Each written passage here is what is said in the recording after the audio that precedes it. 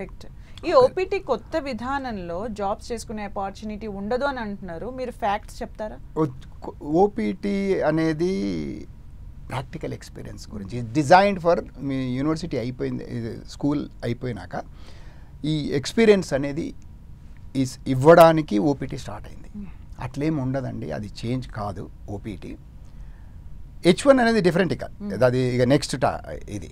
కానీ మనం main target స్టూడెంట్గా వెళ్ళడం. కన్సర్న్ మొత్తం కూడా ఓపీటీ క్యాన్సిల్ అవుతుంది, ఓపీటీ క్యాన్సిల్ అవుతుంది అని. ఓపీటీ క్యాన్సిల్ కాదు. ఎందుకు?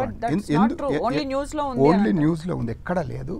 ఎందుకు అంటే OPT design for giving them a practical experience. Masters అయిపోయిన తర్వాత ప్రాక్టికల్ ఎక్స్పీరియన్స్ ఇవ్వడానికి డిజైన్ చేశారు. Okay, what Trump wants to do, ఆయన ఏం చేయాలనుకుంటున్నారు? ఈ రూల్ వల్ల ఏం సాధిస్తున్నారు?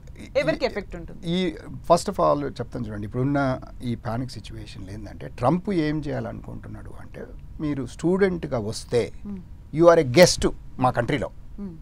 So guest you are coming with certain restrictions. ఆ రెస్ట్రిక్షన్స్ ఉల్లంఘిస్తే మీరు వెళ్ళిపోవాల్సి వస్తుంది. దట్స్ అ మెసేజ్ యాక్చువల్గా.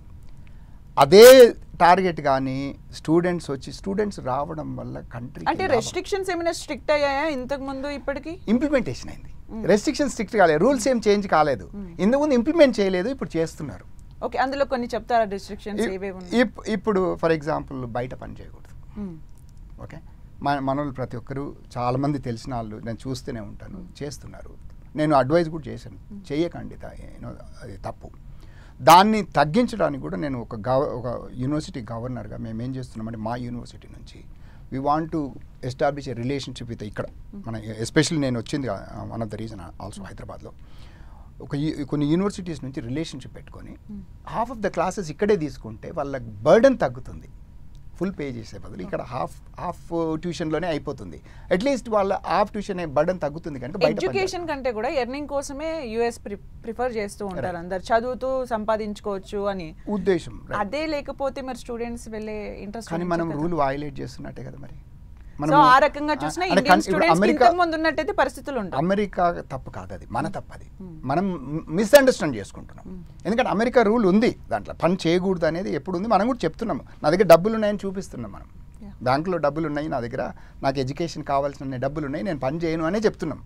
సో మనం పని చేయడం వల్ల అది అమెరికా ప్రాబ్లం కాదు, మన ప్రాబ్లం. మన స్టూడెంట్స్ ఒకవేళ ఆ రూల్ కనుక స్ట్రిక్ట్ గా పెడుతూ ఉంటే చాలా మంది రారు అక్కడికి, దానివల్ల యూనివర్సిటీస్ పైన ఎఫెక్ట్ ఉంటుందా? ఉంటుంది, తప్పకుండా ఉంటుంది. సో దట్ అక్కడ ఉన్న యూనివర్సిటీస్ పైన కూడా ఎఫెక్ట్ ఉంటుంది. Universities majority of the universities ఏంటంటే చెప్తాను చూడండి, ఈ ఇంటర్నేషనల్ స్టూడెంట్స్ అనేది out of state fee pay చేస్తారు. అంటే ఇప్పుడు నేను మిషిగన్లో ఉన్న కిడ్స్ వీళ్ళు పే చేసే దాంట్లో హాఫ్ ట్యూషనే పే చేస్తారు.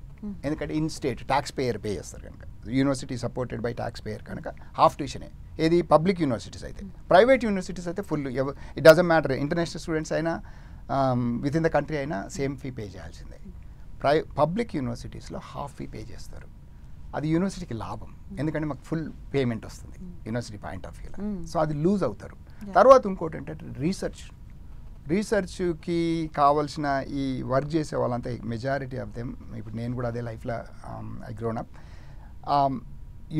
రీసెర్చ్కి అనేది ఈ సపోర్ట్ తగ్గిపోతుంది.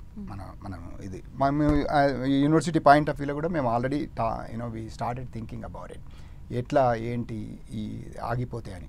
That's one of the reason also I'm here. I want to give them assurance that ఇట్లాంటివి జరగవు. అంటే లీగల్గా as long as you follow the rules problems ఉండవు.